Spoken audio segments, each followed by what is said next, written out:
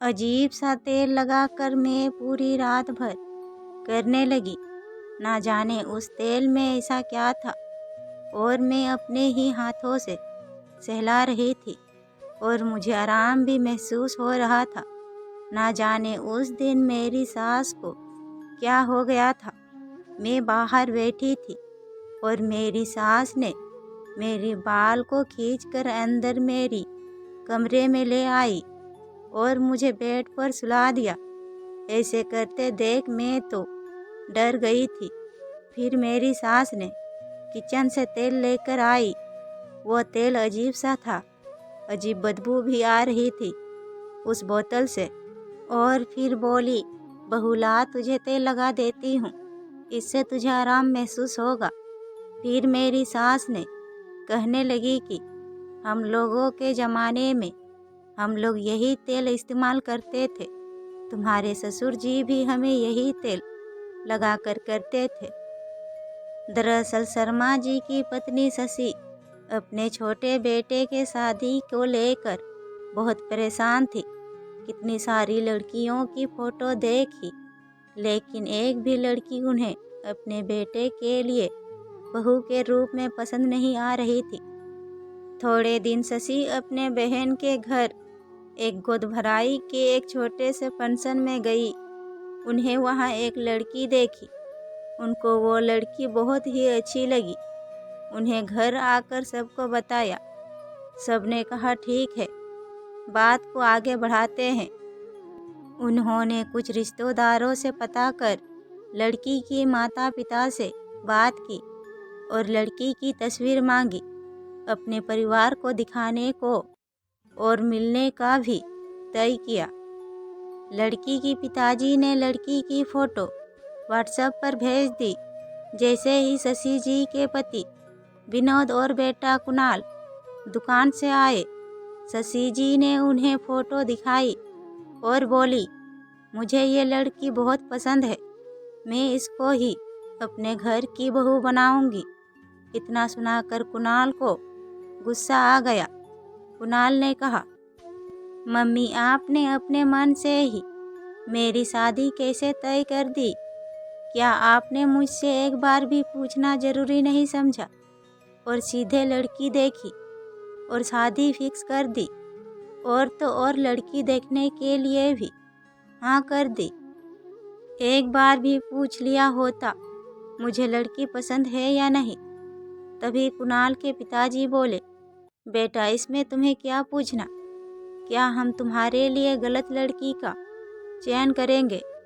और अगर ऐसा करना होता तो कब का कर चुके होते। तुम्हारी माँ ने पता नहीं कितने सारी लड़कियों का फ़ोटो देखने के बाद इस लड़की को पसंद किया है। कुणाल ने साफ साफ कह दिया, मुझे शादी नहीं करनी। ये कहकर कुणाल अपने कमरे में चला गया। कुणाल जब अपने कमरे में चला गया तब कुणाल की बड़ी भाभी कामिनी कमरे में गई और बोली, क्या बात है कुणाल, अच्छी तो है लड़की, तुम क्यों मना कर रहे हो शादी करने से? कुणाल ने भाभी से कहा, मैं एक लड़की से प्यार करता हूँ और उसी से शादी करना चाहता हूँ। भाभी ने कहा, देवर जी अगर ऐसी बात थी तो पहले बता देना चाहिए था ना। माँ जी कब से परेशान थी आपकी शादी के लिए, कहाँ कहाँ नहीं लड़की देखी।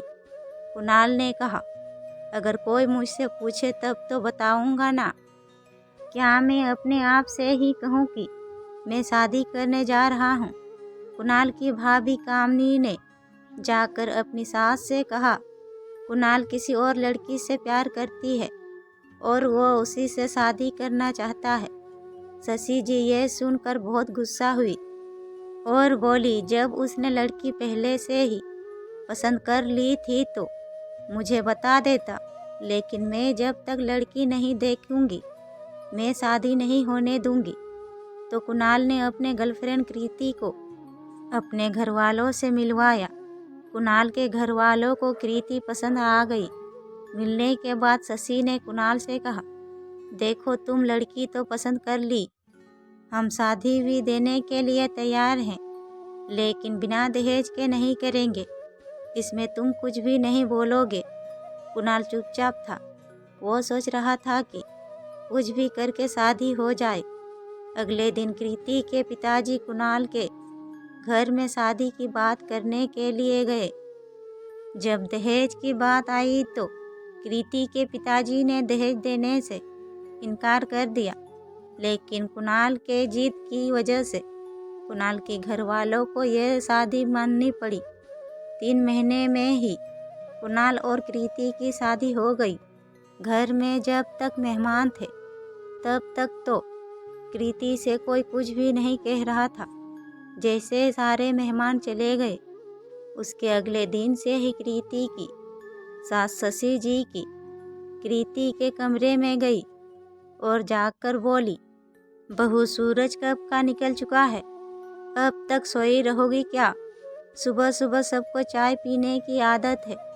आज तो देर से उठ गई, लेकिन कल 6 बजे से पहले ही सबको चाय बनाकर दे देना। और हाँ, बड़ी बहू कामनी भी 8 बजे तक अपने ऑफिस चली जाती है, उसका भी नाश्ता 8 बजे तक बन जाना चाहिए। अभी तो कृति के ठीक से मेहंदी के रंग भी ठीक से नहीं छूटी थी। कृति जो सुबह 6 बजे सोकर उठी थी और रात के 12 बज जाते थे, फिर भी उसके काम खत्म नहीं होते थे। कृति टेंशन में होती थी, कल सुबह जल्दी उठना है, नहीं तो नींद भी नहीं खुलेगा। कृति तो ये भी भूल गई थी कि उसकी नई नई शादी हुई है। कितने सपने सजोए थे, शादी होने के बाद हनीमून के लिए हिमाचल जाएगी, लेकिन यहाँ तो जब से शादी हुई है इस घर में एक दिन भी बाहर नहीं निकली। हिमाचल जाने की तो दूर की बात थी, कभी कभी तो वो सोचती थी कि इस घर में बहू के रूप में आई है या एक नौकरानी के रूप में। क्या लड़की की शादी इसलिए होती है कि वो मायके से ससुराल जाकर एक नौकरानी बन जाए? क्या क्या सपने सजोए थे कृति ने। कृति भी टीचर बनना चाहती थी, लेकिन अब उसे लग नहीं रहा था कि यहाँ रहकर वो पढ़ाई कर पाएगी, क्योंकि घर वालों के रंग ढंग देखकर तो यही लगता था। एक दिन रात में कृति ने अपने पति कुणाल से कह दिया, कुणाल, ऐसा नहीं हो सकता कि हम लोग किसी दूसरे जगह रेंट पर घर लेकर इसी शहर में, यहाँ तो मैं सुबह से शाम तक सिर्फ काम ही काम करती हूँ।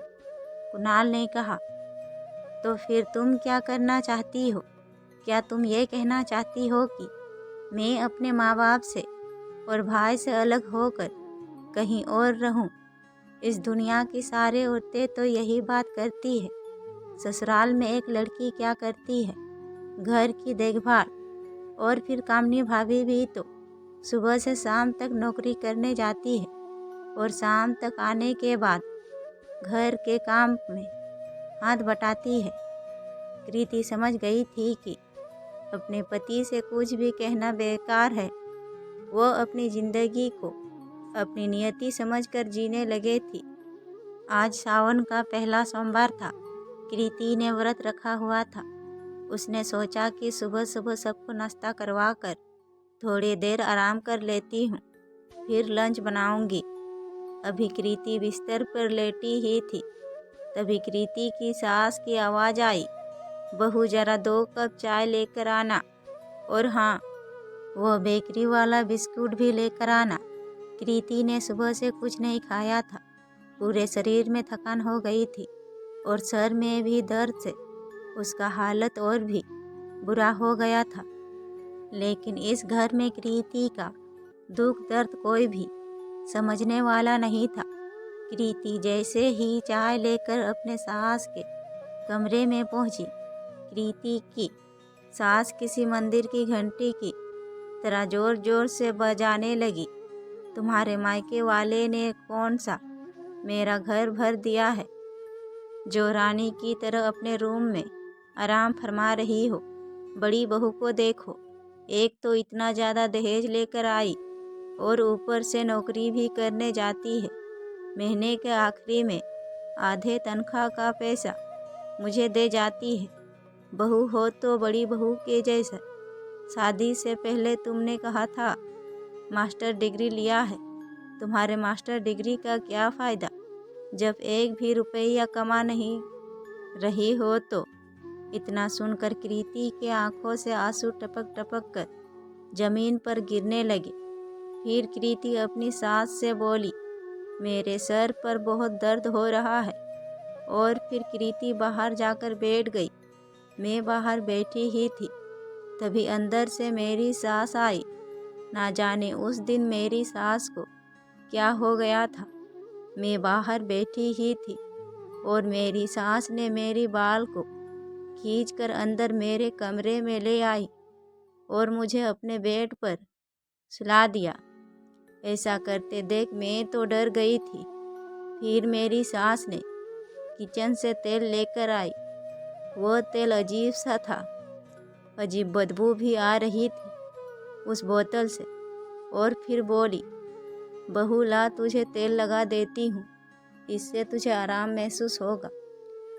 वह अजीब सा तेल लगाते ही मेरे सिर पर और ज़्यादा दर्द होने लगा। मैं पूरी रात भर दर्द से सो नहीं पाई थी। फिर अगले दिन मेरी सास ने मेरे कमरे में आई और बोली, ला तुझे आज भी लगा देती हूँ, तुम्हारे दर्द जल्दी से ख़त्म होगा। फिर मेरी सास ने कहने लगी कि हम लोगों के ज़माने में हम लोग यही तेल का इस्तेमाल करते थे जब सर में दर्द होता तो। तुम्हारे ससुर जी भी हमें यही तेल लगाकर मेरी सिर को मालिश करते थे और मेरी सिर का दर्द ख़त्म हो जाता था। हम लोग उस समय डॉक्टर के पास नहीं जाते थे, घर में ही सब का इलाज हो जाता था। इतना कहकर मेरी सास वहाँ से चली गई। उसके जाते ही मैं अपने बाथरूम में जल्दी से चली गई और सर को धो लिया। और फिर बाल सूखने के बाद मैं नारियल का तेल अपने सिर पर लगा लिया और अपने ही हाथों से अपने सिर को सहला रही थी और आराम भी महसूस हो रहा था। कृति ने रूठे हुए गले से बस इतना ही कहा, माँ जी आज सावन का पहला सोमवार था, इसलिए मैं व्रत रखा हुआ था। सिर में दर्द हो रहा था, इसलिए थोड़ा आराम करने चली गई थी। कृति के कमरे से बाहर जाते ही शशि जी की सहेली ने कहा, आजकल की बहुओं का यही हाल है, बहानेबाजी करते रहती है जिससे कोई काम ना करना पड़े। एक हमारा ज़माना था, सास को एक बार भी टोकने का मौका नहीं देते थे और आजकल की बहुएं झट से दबाव दे जाती है। आज कृति के आत्मविश्वास को ठेस पहुंची थी। उसने मन में सोच लिया था कि अब बस बहुत हो गया, अब वो भी जॉब करेगी। आखिर उसने भी तो इतनी पढ़ाई की थी। आज मेरी जिठानी जॉब करने जाती है तो उसको सब घर में इज्जत से बात करते हैं। शाम होते ही जैसे ही कृति की जेठानी काम से घर आती थी तो कृति तुरंत पानी और चाय बनाकर देती थी। आज कृति की जेठानी घर पर आई, लेकिन कृति ना ही पानी और ना ही चाय देने आई।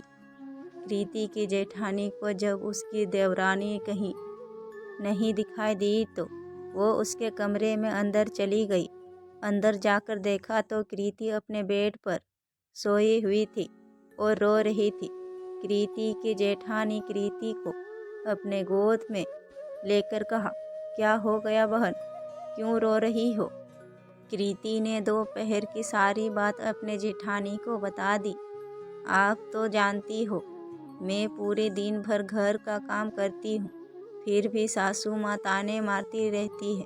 कृति की जेठानी ने कहा, अरे पगली, तू सासू माँ की बात का बुरा मत मानना, वो तो ऐसे ही है। मैं भी जब नई नई शादी करके आई थी तो मेरे साथ भी ऐसा ही हो रहा था, लेकिन उसके बाद मेरी नौकरी लग गई और फिर घर में मुझे टाइम ही कहाँ मिलता है कि मैं रहूं। मैं तो कहती हूँ कि तुम भी नौकरी करो। मेरे ऑफिस में एक एम्प्लॉय का पद खाली है, तनख्वाह तो ज़्यादा नहीं दे पाएगा, लेकिन तुम कहो तो बात करूं। कृति ने एक पल में ही हाँ कह दिया। क्योंकि अब वो आत्मसम्मान से जीना चाहती थी। कृति की जेठानी ने उसी समय ऑफिस के हेड को फ़ोन लगाकर बताया कि मेरी देवरानी है, आप कहो तो कल इंटरव्यू के लिए साथ ही लेकर आऊं। ऑफिस के हेड ने हाँ में जवाब दिया। अगले दिन कृति इंटरव्यू देने गई और ऑफिस में उसका सिलेक्शन हो गया। फिर क्या था, वो भी अपने जेठानी के साथ ऑफिस जाने लगी। कृति की जेठानी और कृति जल्दी जल्दी घर वालों के लिए नाश्ता बनाते और फिर वो एक साथ ही ऑफिस चले जाते। अब दोनों देवरानी और जेठानी मिलकर साथ रहने लगे। कृति को भी जितनी तनख्वाह मिलती थी उससे आधे पैसे अपने सास को दे देती थी। अब उसकी सास भी कृति से सही से बात करती थी। आपको ये कहानी कैसे लगी हमें कमेंट के माध्यम से ज़रूर बताइए, और अगर अच्छा लगे तो वीडियो को लाइक शेयर और चैनल को सब्सक्राइब कर दीजिए। धन्यवाद।